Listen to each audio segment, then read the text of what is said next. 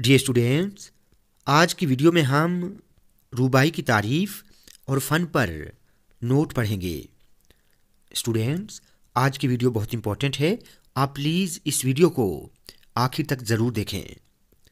तो चलिए स्टार्ट करते हैं। रूबाई लफ्ज़ रुबा से मुश्तक है। मुश्तक का मतलब होता है निकलना या निकला हुआ, जिसके मानी चार के हैं। यानी चार मिसरों वाली नज़्म को रूबाई कहते हैं। इसका पहला, दूसरा और चौथा मिसरा हम काफ़िया और हम रदीफ़ होता है। तीसरा मिसरा भी इसी काफ़िए में हो तो कोई हर्ज नहीं। रूबाई का चौथा मिसरा सबसे ज़्यादा अहम और ज़ोरदार होता है।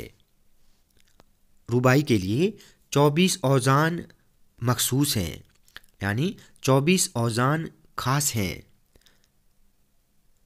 काफ़ियों और औज़ान की पाबंदी रूबाई के लिए बहुत ज़रूरी है। औज़ान वज़न की जमा है। रूबाई को तराना और दो बैती भी कहा जाता है।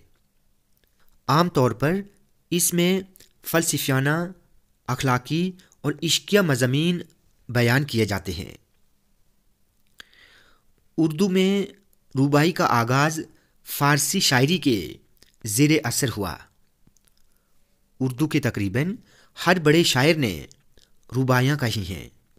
मीर तकी मीर, मीर हसन, तिलोक चंद महरूम, मौलाना हाली, फ़िराक गोरखपुरी, अमजद हैदराबादी और जगत मोहन लाल रवां वगैरह का शुमार उर्दू के अहम रूबाई गो शोरा में होता है।